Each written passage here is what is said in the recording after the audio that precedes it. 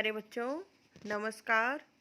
आज हम पढ़ेंगे 12वीं कक्षा की हिंदी, जिसमें हम जयशंकर प्रसाद जी द्वारा रचित कविता कार्नेलिया का गीत पढ़ेंगे। सबसे पहले हम गीत का सार पढ़ेंगे, उसके बाद प्रसंग सहित व्याख्या और उसके बाद प्रश्न उत्तर करेंगे। तो चलिए शुरू करते हैं। पहले देखते हैं गीत का सार। प्रस्तुत गीत प्रसाद जी के नाटक चंद्रगुप्त से लिया गया है। यूनानी सेनापति सेल्यूकस की बेटी कार्नेलिया यह गीत इस नाटक में गाती है। कार्नेलिया भारत के प्राकृतिक सौंदर्य पर मुग्ध है। कार्नेलिया भारत देश की बहुत सुबह का वर्णन करते हुए कहती है कि प्रातःकालीन उगते हुए सूर्य की लाल किरणों से रंगा हुआ यह भारत देश बहुत ही रसमय और सुंदर लगता है। भारत अनजानों को भी अपना बना लेता है, इसलिए असीमित आकाश भी भारत देश की भूमि के क्षितिज पर आकर सहारा लेता है। क्षितिज वह जगह होती है जहाँ पर धरती और आकाश मिलते हुए दिखाई देते हैं। यहाँ के तालाबों में खिले कमल के फूलों की शोभा पर मुक्त होकर किनारे पर लगे वृक्षों की डालियाँ उनके ऊपर नाचती हुई बहुत सुंदर लगती हैं। छोटे छोटे सतरंगे पंखों वाले पक्षी अपने पंखों को फैलाकर मल्य पर्वत की सुगंधित वायु के सहारे भारत की ओर उड़ते हुए चले आते हैं। वे भारत को अपना घोंसला मानते हैं। उगते हुए सूर्य की किरणें चारों ओर लालिमा बिखेरती हुई नजर आती हैं, जो बहुत ही सुंदर लगती हैं। कार्नेलिया इसमें भारत के लोगों के बारे में बताते हुए कहती है कि भारत के लोग बहुत दयालु हैं। इनके दिलों में इतना करुणा का भाव है कि दूसरे व्यक्ति की आंखों में आंसू देखकर ही इनकी आंखों में आंसू आ जाते हैं। समुद्र की लहरें भी भारत देश की भूमि पर पहुंचकर सहारा लेती हैं।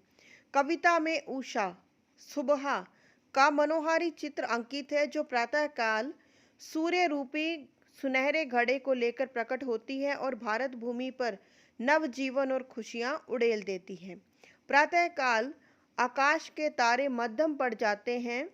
कवि कहता है कि तारों ने रात भर जागकर आकाश को चमकाया है, इसलिए अब यह आलस्य से नींद की आगोश में जा रहे हैं। चलिए इसका प्रसंग देखते हैं। प्रस्तुत पद्यांश जयशंकर प्रसाद जी द्वारा रचित नाटक चंद्रगुप्त से लिया गया है। कार्नेलिया चंद्रगुप्त में से कार्नेलिया का गीत में से लिया गया है। सेल्यूकस की बेटी कार्नेलिया भारत के सौंदर्य पर मुग्ध होकर यह गीत गाती है। तो देखते हैं अब कविता और उसकी व्याख्या। अरुण ये मधुमेह देश हमारा, जहाँ पहुँच अनजान क्षितिज को मिलता है एक सहारा। सरस तामरस गर्भ विभा पर नाच रही तरुशिखा मनोहर। छिटका जीवन हरियाली पर मंगल कुमकुम सारा। लघु सुरधनु से पंख पसारे, शीतल मल्य समीर सहारे। उड़ते खग जिस और मुंह किए, समझ नेड़ निज प्यारा। अब हम इसकी व्याख्या करेंगे, जो कि एक एक पंक्ति की मैंने अलग अलग करके लिखी है। तो देखते हैं। नाटक की नायिका कार्नेलिया कहती है कि प्रातःकालीन उगते हुए सूर्य की लालिमा से रंगा हमारा देश बहुत अधिक रसमय और सुंदर लगता है।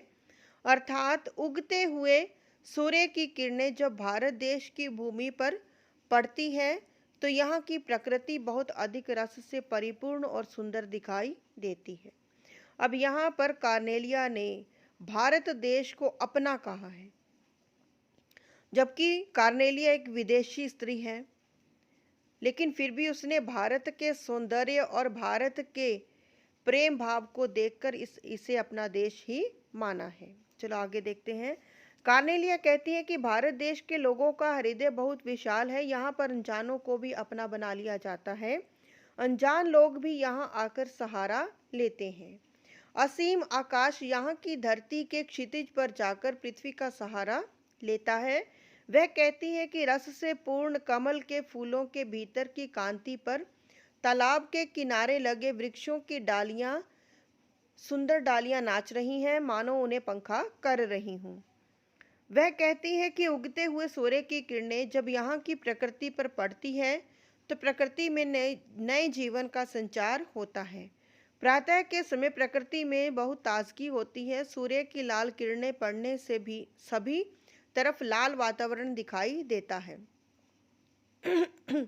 ऐसा लगता है कि जैसे किसी ने शुभ सूचक कुमकुम चारों तरफ बिखेर दिया है। छोटे छोटे सतरंगे 7 रंग के पंखों वाले पक्षी अपने पंख पसार कर मल्य पर्वत की ठंडी और सुगंधित वायु के सहारे उड़ते हुए भारत देश की तरफ चले आते हैं कि जैसे भारत देश उनका अपना प्यारा घर हो। विशेष देखते हैं। भाषा खड़ी बोली है, शब्दावली तत्सम शब्दावली है और अलंकार लघु सुरधनु में उपमा अलंकार है, समीर सहारे में अनुप्रास अलंकार है और तरु शिखा नाचती में मानवीकरण अलंकार है। पद्यांश में सुंदर दृश्य बिंब प्रस्तुत किया गया है। आगे देखते हैं। बरसाती आंखों के बादल बनते जहां भरे करुणाजल, लहरें टकराती अनंत की पाकर जहां किनारा, हेम कुंभले उषा सवेरे ढुलका भरती ढुलकाती सुख मेरे, मदिर ऊँघते रहते जब जगकर रजनी भर तारा। इसकी व्याख्या देखते हैं। भारत के लोगों के दिलों में इतना करुणा का भाव है कि दूसरे व्यक्ति की आंखों में आंसू देखकर ही उनकी आंखों में भी आंसू आ जाते हैं।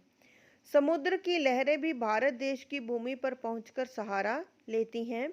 कविता में उषा का मनोहारी चित्र अंकित है जो प्रातःकाल सूर्य रूपी सुनहरे घड़े को लेकर प्रकट होती है और भारत भूमि पर नवजीवन और खुशियां उड़ेल देती है। प्रातःकाल आकाश के तारे मध्यम पड़ जाते हैं।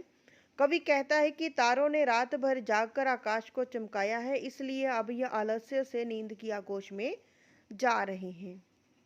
विशेष देखते हैं।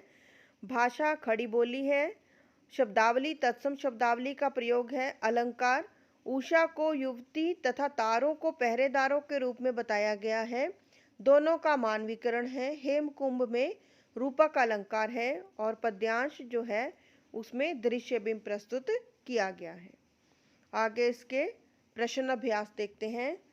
पहला प्रश्न है, कार्नेलिया का गीत कविता में प्रसाद ने भारत की किन विशेषताओं की ओर संकेत किया है? उत्तर है, कार्नेलिया का गीत में प्रसाद जी ने भारत की निम्नलिखित विशेषताओं की ओर संकेत किया है। भारत देश का प्राकृतिक सौंदर्य अद्भुत और मन को मोहने वाला है, मनोहारी है। भारत की भूमि पर ही सूर्य सबसे पहले अपनी सुनहरी किरणें बिखेरता है। भारत के लोग अजनबी लोगों को भी अपना बना लेते हैं। यहाँ पर मनुष्यों के साथ साथ पशु पक्षियों को भी सहारा मिलता है। यहाँ के लोगों के हृदय में करुणा का भाव है। लोग दूसरों के आंसू देखकर स्वयं भी दुखी हो जाते हैं। अगला प्रश्न है, उड़ते खग और बरसाती आंखों के बादल से क्या विशेष अर्थ व्यंजित होता है?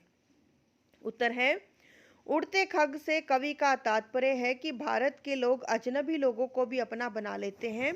यहाँ पर मनुष्यों के साथ साथ पशु पक्षियों को भी सहारा मिलता है। बरसाती आंखों के बादल से कवि का तात्पर्य है कि भारत के लोगों के हृदय में करुणा का भाव है। यहाँ के लोग दूसरों के आंसू देखकर स्वयं भी दुखी हो जाते हैं। तीसरा प्रश्न है, काव्य सौंदर्य स्पष्ट कीजिए। काव्य सौंदर्य को हम दो भागों में लेंगे, एक भाव पक्ष और एक आ गया आपका कला पक्ष। भाव सौंदर्य की पंक्ति है, हेम कुंभले उषा सवेरे भरती ढुलकाती सुख मेरे, मदिर ऊँघते रहते जब जगकर रजनी भर तारा। उत्तर है, पहले इसका भाव पक्ष देखेंगे। कविता में उषा का मनोहारी चित्र अंकित है जो प्रातः काल सूर्य रूपी सुनहरे घड़े को लेकर प्रकट होती हैं और भारत भूमि पर नवजीवन और खुशियां उड़ेल देती हैं। प्रातः काल आकाश के तारे मध्यम पड़ जाते हैं। कवि कहता है कि तारों ने रात भर जागकर आकाश को चमकाया है, इसलिए अब यह आलस्य से नींद की आगोश में जा रही हैं। अब इसका कला पक्ष देखते हैं।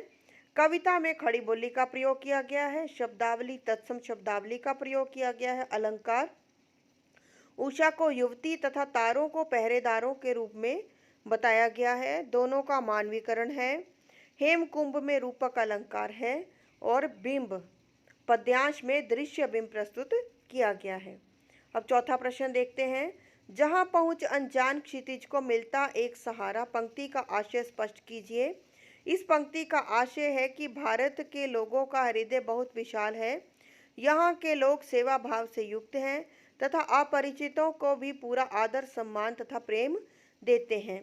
अजनबियों को भी अपना बना लिया जाता है। अनजान लोग भी यहाँ आकर सहारा लेते हैं। तभी तो असीम आकाश यहाँ के क्षितिज पर आकर पृथ्वी का सहारा लेता है। पांचवा प्रश्न है, प्रसाद जी शब्दों के प्रयोग से भाव अभिव्यक्ति को मार्मिक बनाने में कैसे कुशल हैं? कविता से उदाहरण देकर सिद्ध कीजिए।